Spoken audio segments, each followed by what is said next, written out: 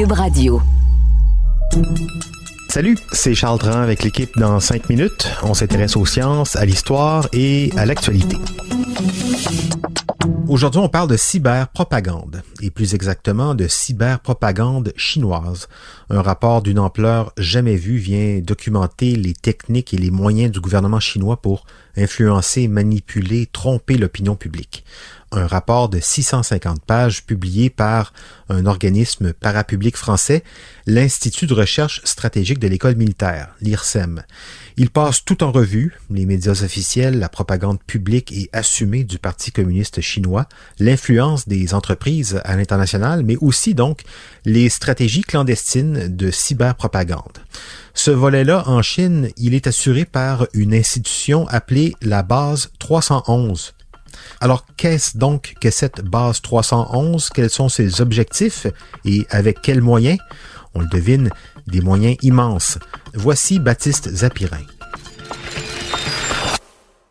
La base 311 mène des opérations clandestines, secrètes, mais c'est une institution militaire chinoise, publique donc, créée en 2005 et gérée donc par l'Armée populaire de libération. Elle mène ce qu'on appelle la stratégie des 3 guerres. La guerre de l'opinion publique, la guerre psychologique et la guerre du droit. Objectif, façonner sans combat un environnement favorable à la Chine et défavorable à ses ennemis, au sein du territoire chinois, mais aussi ailleurs dans le monde. En influençant l'opinion et en discréditant les adversaires, ou tout simplement en semant la discorde. Et pour ça, la base 311 a les moyens. Chaîne télé, maison d'édition et, pour ce qui concerne la cyberpropagande, une unité spécialisée, l'unité 61070. Cette unité chapeaute notamment une armée de faux comptes et de trolls professionnels, payés pour inonder les réseaux sociaux de faux messages. Alors accrochez-vous bien, une étude de 2021 montre que juste pour influencer les réseaux en Chine, le Parti communiste compte sur 2 millions de commentateurs payés dans tout le pays. Et plus 20 millions de trolls à temps partiel, des étudiants pour la plupart. L'objectif est qu'ils soient si nombreux à défendre un discours favorable au régime que les utilisateurs authentiques des réseaux sociaux osent moins exprimer des opinions contraires. De quoi intimider et manipuler l'opinion. En 2017, une autre étude estimait que ces faux comptes produisaient 448 millions de commentaires par an sur les réseaux, plus d'1 million par jour. On les a vus à l'œuvre en 2015 par exemple, quand il y a eu des explosions dans le port de Tianjin. Eh bien, ces faux comptes ont massivement relayé des discours d'éloge des pompiers et de soutien aux victimes, en prenant soin de noyer et d'éloigner toute discussion qui faisait référence à la corruption ou la mauvaise gestion de la crise par le gouvernement. On avait des messages comme « Ne croyez pas les rumeurs, prions tous pour les victimes et pour leur sécurité ».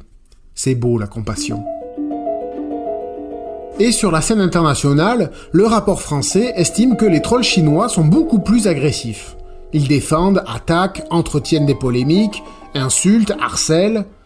En août 2019, Twitter a identifié et supprimé 200 000 comptes soutenus par Pékin qui s'attaquaient à des manifestants de Hong Kong en plein conflit avec la Chine. Pendant les émeutes Black Lives Matter, des comptes chinois ont diffusé des messages de soutien dans les 2 camps, à la fois pour Black Lives Matter et pour les policiers.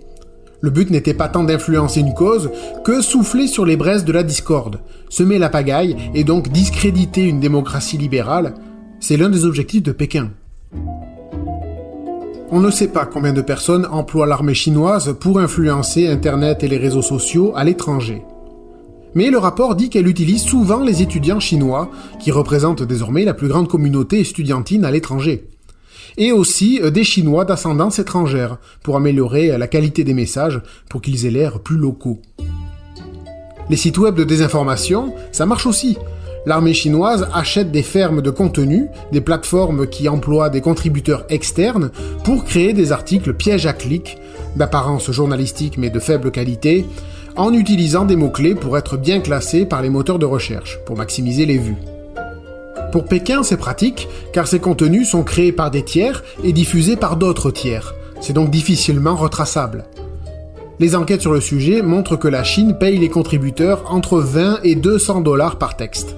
Alors, quand vous vous dites que cette incroyable armée de faux comptes existe, qu'un système similaire est en place en Russie, qu'il n'y a aucune raison de croire que ce sont les seuls pays ou entreprises à le faire, à des degrés divers, que les algorithmes valorisent les messages choquants ou les fake news produits par ces faux comptes, et que même parmi les utilisateurs authentiques, les études montrent que ce sont surtout les plus affirmés qui s'expriment, on ne peut que vous le répéter, méfiez-vous de ce que vous lisez sur les réseaux sociaux, ça ne reflète pas la réalité.